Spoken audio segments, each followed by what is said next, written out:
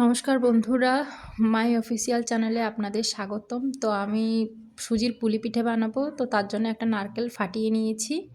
তো সেটাকে আমি এখন কুড়ে নেব। তো আমার কোড়া হয়ে গেছে। এটাকে এবার আমি চিনিতে গলিয়ে নেব, পুরটাকে রেডি করে নেব। তো চিনিটা আমার দিয়ে আমি কড়াইতে আগে দিয়ে দিয়েছিলাম, তো গলে গেছে। তাতে আমি নারকেল তুলে দিলাম।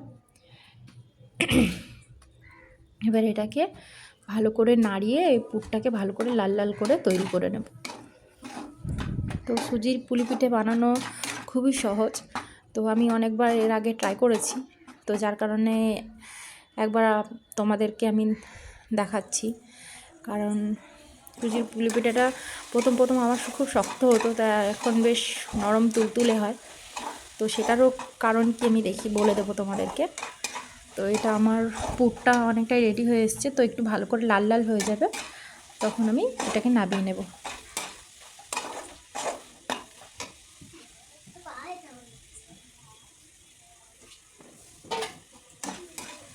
তো এটা আস্তে আস্তে হবে, বেশি আঁচটা যদি বাড়িয়ে দেওয়া হয় তাহলে পুড়ে যাবে।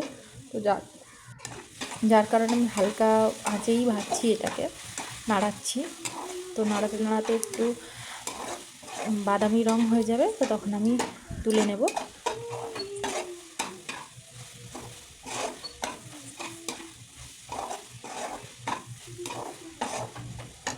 প্রায় হয়ে এসছে আমার।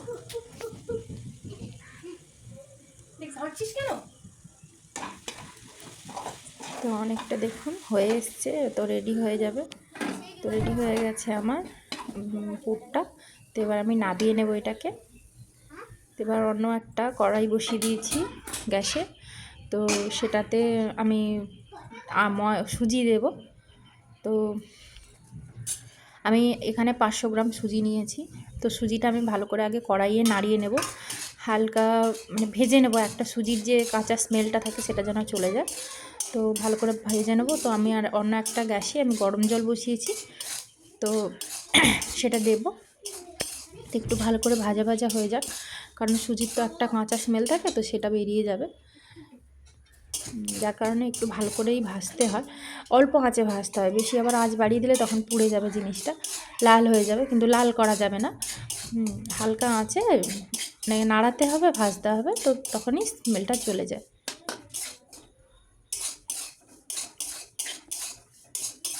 এখানে ভালো করে আমি নাড়িয়ে নিচ্ছি। অনেকটাই হয়ে এসছে, আর একটুক্ষণ লাগবে।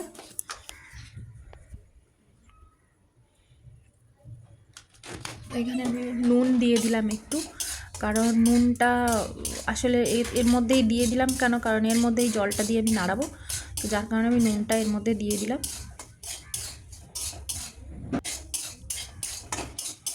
তো হয়ে গেছে, আমি এবার এতে জল দেবো, হালকা হালকা করে গরম জল। তো জলটা গরম করে দিতে হবে। তো অল্প অল্প জল দিয়ে নাড়াতে হবে, যাতে না কড়ার তলায় লেগে না যায়। তো একটু একটু জল দিয়ে একটা পরিমাণ ডো তৈরি হবে, সেইভাবে যেরকম আটা ময়দা মাখানো হয়, তো সেই রকম একটা রুটি করার জন্য তো সেরকম একটা ডো তৈরি হবে। তো সেই পরিমাণ অনুযায়ী জলটা দিয়ে হালকা হালকা অল্প অল্প জল দিয়ে, একসঙ্গে জল দিলে হবে না। তো অল্প অল্প জল দিয়ে এই যে আমার রেডি হয়ে গেছে। তো এখন এটাকে আমি একটুখানি নাড়িয়ে ভালো করে নরম হয়ে গেলে, তো আমি এটাকে নাবিয়ে এবার হাত দিয়ে ভালো করে মেখে নেব।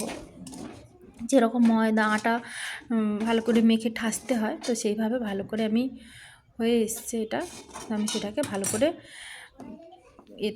এই যে আমি এখন গ্লাস দিয়ে, খুব গরম ছিল যার কারণে আমি একটা গ্লাস দিয়ে আগে চেপে নিচ্ছিলাম, তারপরে হাতে ওইটাকে ভালো করে তুলে তুলে তো আটা ময়দার মতো মাখতে হবে, ঠাসিয়ে ঠাসিয়ে।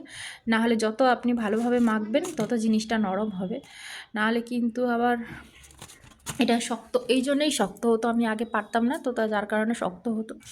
জিনিসটা খুব সুন্দর হয়। তো আমার ডো পুরো রেডি হয়ে গেছে। তো আমি এখন পুলি পিঠেগুলো বানিয়ে নেব। এটাকে আমি ভাপে দেব, যেহেতু অনেকে তেলে ভাজে, অনেকে জলে ছেড়ে দেয়, তো অনেকে দুধ দিয়ে ফোটায়। তো আমি এটাকে শুধু জাস্ট শুকনো ভাপে বানাবো। তো আমার পুলি পিঠেগুলো আমি একটা একটা করে নিই, দিয়ে তোমাদেরকে দেখাবো। একসঙ্গে তো এতগুলো সব দেখানো সম্ভব না, যার কারণে আমি কিছুটা বানিয়ে তোমাদেরকে দেখাচ্ছি।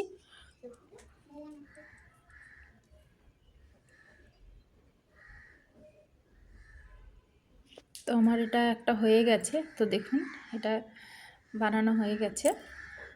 তো এগুলো তো টাইম লাগে, অনেকটা করে বানাতে হয়, যার কারণে আমি এখন একটা একটা করে বানিয়ে নেব।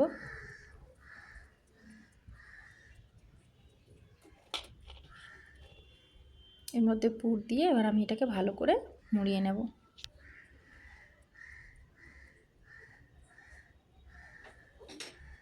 এই রেসিপিগুলো আমার মা বানাতো চালের গুঁড়ি দিয়ে, তারপর সেখান থেকে আমার দিদিরা বানায় সুজি দিয়ে, তো সেখান থেকেই আমার শেখা। দারুণ লাগে খেতে কিন্তু। তো আমি এখানে সব রেডি করে রেখেছি, কারণ টাইম লাগছিল বলে আমি একসঙ্গে সব বাটি তৈরি করে তার মধ্যে সব পুর ভরে ভরে এবার তাড়াতাড়ি করে নেব। কারণ একার দ্বারা তো আর এগুলো এইসব করতে গেলে 2-1জন মানুষ থাকলে তখন তাড়াতাড়ি হয়, তো একা মানুষের দ্বারা সব তো আবার তোমাদেরকে দেখানোর জন্য আমি ভিডিওটাও করছি, যার কারণে একটু টাইম লাগছে। তো এখানে আমার রেডি হয়ে গেছে অনেকটাই। তো এবার আমি এটা ভাপে দেবো, আমি এই জন্য একটু থালার মধ্যে নিয়ে নিয়েছি একটা গামলির মধ্যে। সেটাকে আমি এবার কড়াইয়ে জল বসিয়ে দিয়েছি, দিয়ে একটা স্ট্যান্ড দিয়ে দিয়েছি, তার মধ্যে এটাকে আমি এবার রেখে দেব। ফুটে গেছে জলটা ভালো করে, তো আমি এবার এটাকে রেখে দেব। রেখে দিয়ে এবার ভালো করে একটা ভারী ঢাকনা চাপা দিয়ে দেবো, যাতে ভালোভাবে ওর থেকে হাওয়াটা যাতে না বেরোয়। তো এখানে আমার প্রায় হয়ে এসছে এটা। তো এবার এটাকে আমি ঢেলে নেব। এখানে আমার রেডি হয়ে গেছে পুলি পিঠে। দারুণ লাগে খেতে, এত সুন্দর নরম তুলতুলে হয় খেতে, যা লাগে।